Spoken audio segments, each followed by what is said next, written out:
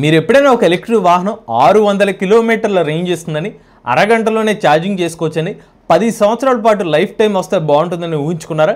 అయితే ఊహించుకోవాల్సిన పని లేదు, ఇక మీదట అది నిజం కాబోతుంది. తాజాగా జనరల్ మోటార్స్ మరియు ఎల్జీ మోటార్స్ కంపెనీ వాళ్ళు కలిసి లిథియం మ్యాంగనీస్ రిచ్ ఎల్ఎంఆర్ అనే బ్యాటరీ ప్యాక్ని అయితే డెవలప్ చేస్తున్నారు. ఈ బ్యాటరీ ప్యాక్ టెక్నాలజీ మీరు ఊహించినవన్నిటిని నిజం చేస్తుంది. మరి ఏంటి LMR battery pack technology?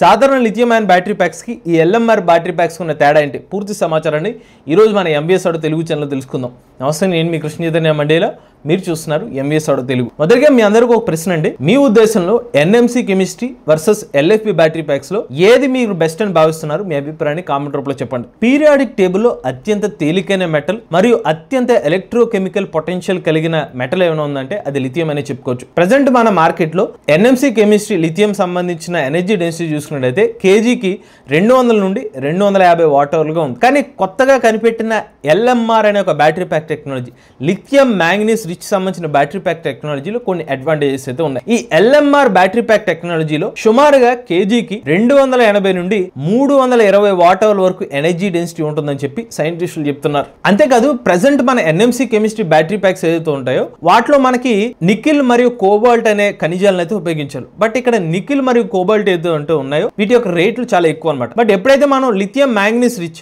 LMR battery packs use చేస్తామో మ్యాంగనీస్ సంబంధించిన శాతం పెరుగుతుంది కాబట్టి సుమారుగా 60 నుంచి 70% లిథియం బ్యాటరీ ప్యాక్ లో మనకి మ్యాంగనీస్ ఉంటుంది. మ్యాంగనీస్ అనేది మార్కెట్ లో తక్కువ రేటుకి లభిస్తుంది. దీనివల్ల ఓవరాల్ గా లిథియం యొక్క బ్యాటరీ ప్యాక్ రేట్ ని తగ్గించుకోవచ్చు. ఇది ఒక అడ్వాంటేజ్. నెక్స్ట్ అడ్వాంటేజ్ చూసుకున్నట్లయితే ఎల్ఎంఆర్ బ్యాటరీ ప్యాక్ టెక్నాలజీలో ఎనర్జీ డెన్సిటీ ఎక్కువ ఉండడం వల్ల ఇందులో రేంజ్ ఎక్కువ రావడానికి సాధ్యమవుతుంది అనమాట. సాధారణ ఎన్ఎంసీ లేదా ఎల్ఎఫ్పి బ్యాటరీ ప్యాక్ టెక్నాలజీతో ఒక ఎలక్ట్రిక్ వాహనాన్ని పూర్తిగా ఛార్జ్ చేస్తే ఒక 400 కిలోమీటర్ రేంజ్ వచ్చింది అనుకోండి. అదే battery pack కెపాసిటీతో LMR battery pack టెక్నాలజీని ఉపయోగిస్తే కనుక 400 కిలోమీటర్ల రేంజ్ ఇచ్చే వాహనం కాస్త 600 కిలోమీటర్ల వరకు రేంజ్ ఇచ్చే అవకాశం ఉంటుంది. ఇక ఎల్ఎంఆర్ బ్యాటరీ ప్యాక్ టెక్నాలజీలో అయాన్ మొబిలిటీ ఫాస్ట్ గా ఉంటుంది, అలానే ఇంటర్నల్ రెసిస్టెన్స్ తక్కువగా ఉంటుంది. దీనివల్ల ఎలక్ట్రిక్ వాహనం యొక్క బ్యాటరీ ప్యాక్ ని సుమారుగా ఒక 25 నిమిషాల నుండి 30 నిమిషాల్లోనే ఛార్జింగ్ చేసుకోవచ్చు. ఇక సాధారణ లిథియం అయాన్ బ్యాటరీ ప్యాక్ సంబంధించిన లైఫ్ సైకిల్ చూసుకున్నట్లయితే 1000 నుండి 1500 వరకు లైఫ్ సైకిల్స్ అయితే ఆఫర్ చేస్తున్నారు. కానీ ఎల్ఎంఆర్ బ్యాటరీ ప్యాక్ టెక్నాలజీలో సుమారుగా 2500 నుండి 2800 వరకు లైఫ్ సైకిల్స్ ఉంటాయి అనమాట. అంటే సుమారుగా ఒక 8 నుండి 10 సంవత్సరాల పాటు లైఫ్ టైం అనమాట.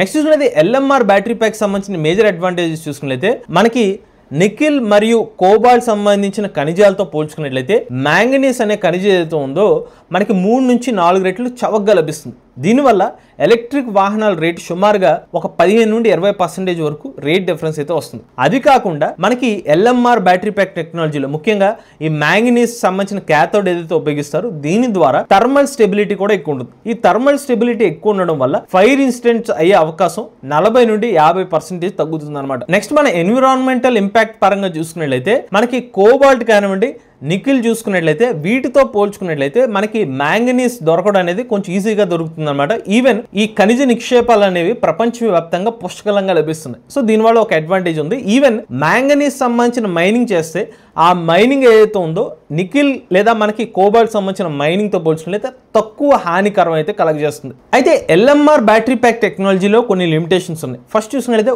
వోల్టేజ్ ఫేడింగ్ అనే ఒక లిమిటేషన్ ఉంది. ఇనీషియల్ గా ఈ బ్యాటరీ ప్యాక్ లోని లైఫ్ సైకిల్స్ అనేవి ఫ్లక్చువేట్ అయ్యే అవకాశం ఉంటుంది ఇనీషియల్ గా మాత్రం. దాన్ని అడ్వాన్స్డ్ టెక్నిక్స్ లైక్ మనకి కోటింగ్, మరింత మెరుగైన కోటింగ్ యూజ్ చేస్తే కనుక ఈ వోల్టేజ్ ఫేడింగ్ అనే ఒక ఇబ్బంది ఏదైతే ఉందో దాన్ని కూడా అధిగమించవచ్చు. ఇప్పుడు అసలు ప్రశ్న, ఈ ఎల్ఎంఆర్ బ్యాటరీ ప్యాక్స్ మార్కెట్ లోకి ఎప్పుడు రాబోతున్నాయి? ఇక్కడ జనరల్ మోటార్స్ మరియు ఎల్జీ కంపెనీలు డెవలప్ చేస్తున్న ఈ ఎల్ఎంఆర్ బ్యాటరీ ప్యాక్స్ టెక్నాలజీ అనేది 2028 నుండి 2030 సంవత్సరంలోగా మార్కెట్ లోకి వచ్చే అవకాశం ఉంటుంది అనమాట. ఇది ఇనీషియల్ గా హై అండ్ వాహనాల్లో ఉపయోగించి ఆ తర్వాత mass production, even regular electric వాహనాల్లో కూడా దీని ఒక ఉపయోగాన్ని అయితే మనం ఎక్స్పెక్ట్ చేయొచ్చు. ఇప్పుడు అసలు ప్రశ్న, ఈ పర్టికులర్ టెక్నాలజీ మన భారతదేశ మార్కెట్లోకి వస్తే ఏం జరుగుతుంది? ఉదాహరణకి టాటా కానివ్వండి, మహేంద్ర కానివ్వండి, లేకపోతే ఓలా కానివ్వండి, ఏతర్ కానివ్వండి, బజాజ్ కానివ్వండి, టీవీఎస్ కానివ్వండి, ఇలా మల్టిపుల్ ఓఈఎంస్ మన భారతదేశంలో మేడ్ ఇన్ ఇండియా ఎలక్ట్రిక్ వాహనాలు డెవలప్ చేస్తున్న కంపెనీస్కి ఇది మేజర్ అడ్వాంటేజ్గా మారుతుంది. రెండోది, భారతదేశంలో మ్యాంగనీస్ పరంగా మ్యాంగనీస్ నిల్వలు 3వ స్థానంలో ఉంది. అంటే ప్రపంచవ్యాప్తంగా భారతదేశం మ్యాంగనీస్ నిల్వల్లో 3వ స్థానంలో ఉంది మైనింగ్ పరంగా చూసుకున్నాం. ఇక్కడ మనకి ఎక్కువ పుష్కలంగా నిల్వలు ఉన్నాయి కాబట్టి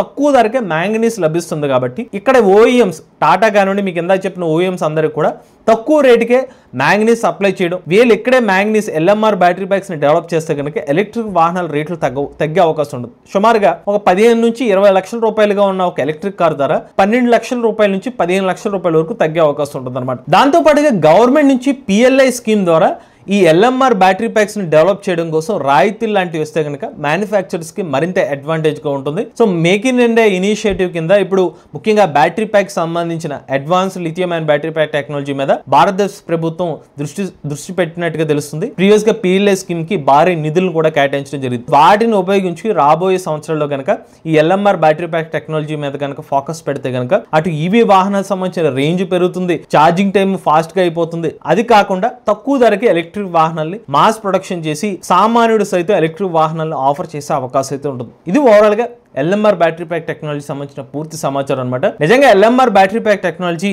అనుకున్న దానికన్నా ఫాస్ట్ గానే మార్కెట్లోకి రావాలని ఆశిద్దాం.